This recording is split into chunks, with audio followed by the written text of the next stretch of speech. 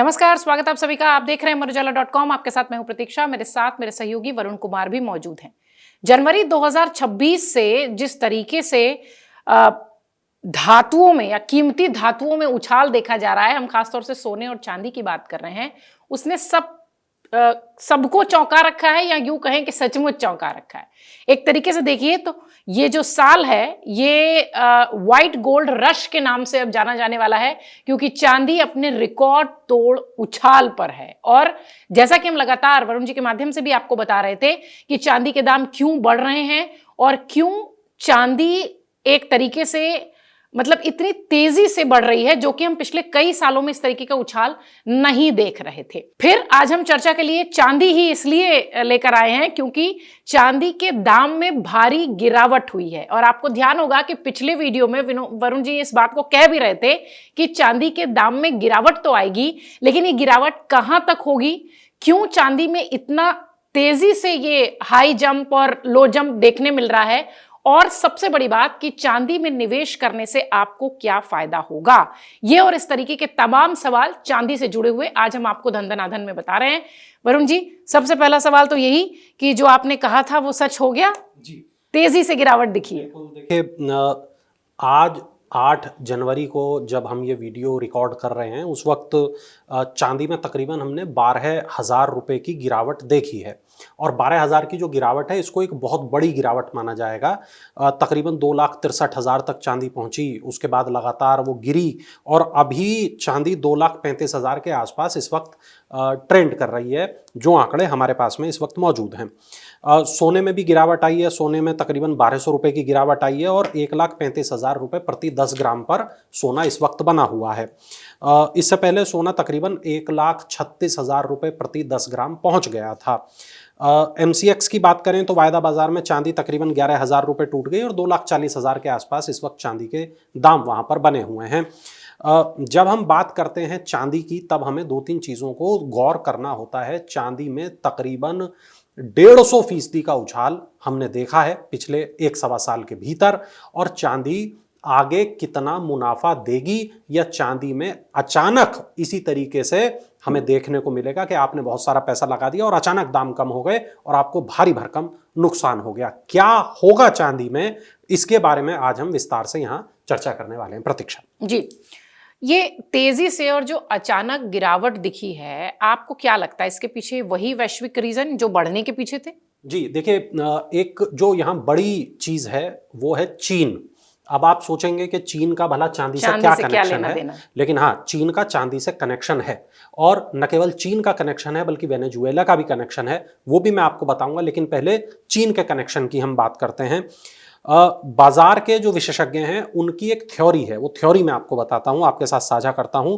चांदी की जो ग्लोबल लेवल पर कमी हुई है, आप सबसे पहले इस चीज को समझ लीजिए कि कोई भी जो धातु होती है, चाहे वो सोना हो या चांदी हो, उसके दाम क्यों बढ़ते हैं और क्यों कम हो जाते हैं। मांग पूर्ति वाला जो उसका फॉर्मूला है, जो डिमांड और सप्लाई का पूरा गेम है, ये पूरा उसका हिस्सा होता है। अगर डिमांड ज्यादा है और सप्लाई कम है तो दाम बढ़ेंगे, और यदि सप्लाई ज्यादा है और डिमांड कम है तो दाम कम हो जाएंगे। वही कुछ चांदी के साथ इन दिनों देखने के लिए हो रहा है।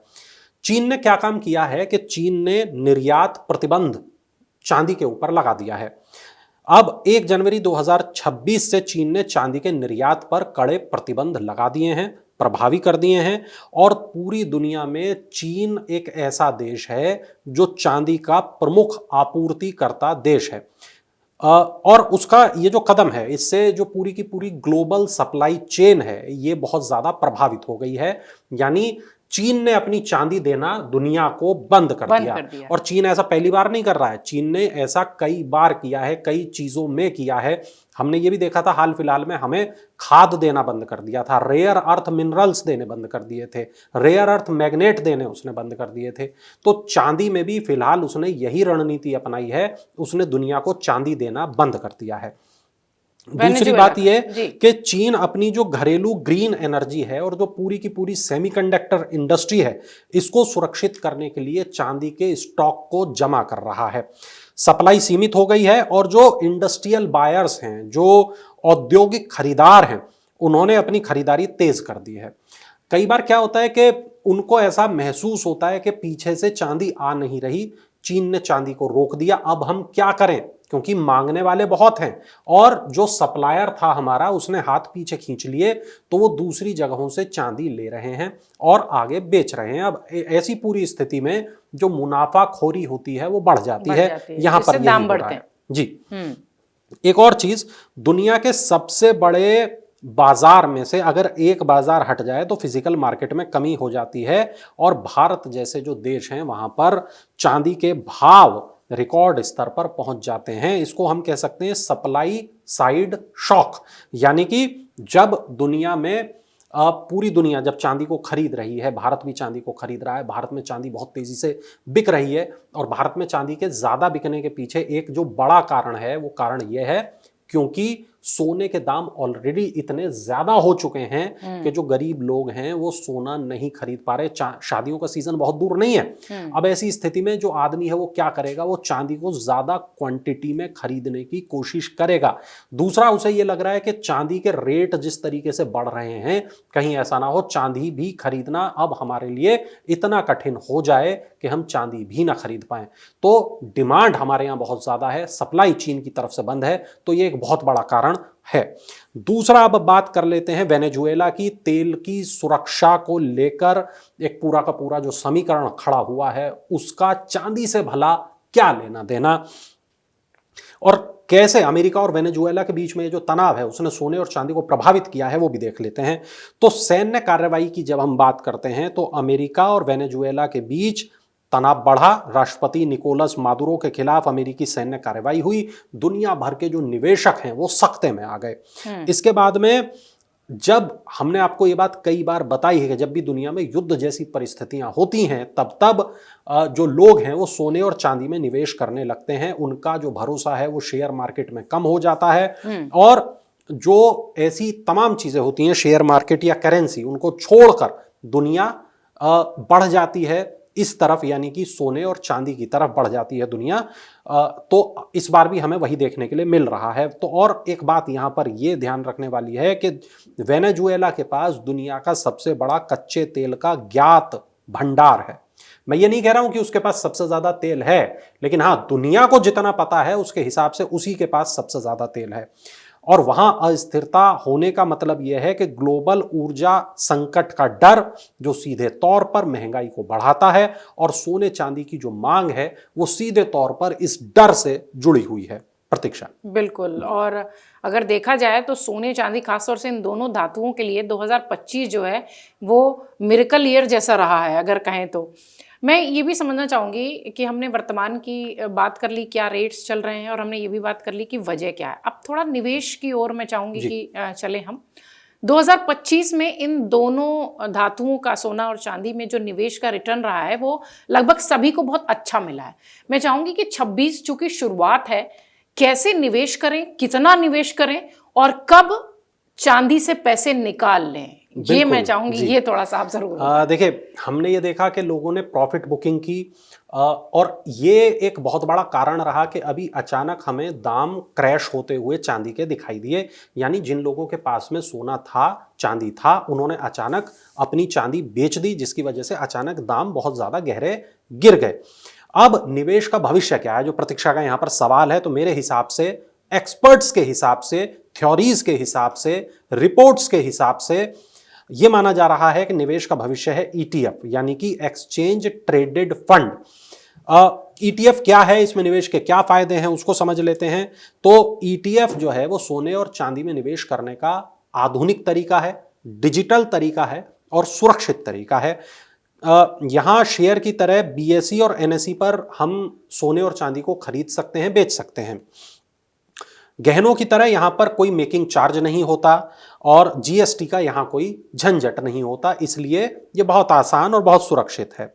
शुद्धता की गारंटी होती है। 99.5% सोने और चांदी को यहां ट्रैक किया जाता है डिजिटल रूप में, डीमैट खाते में यह आपके पास मौजूद होता है।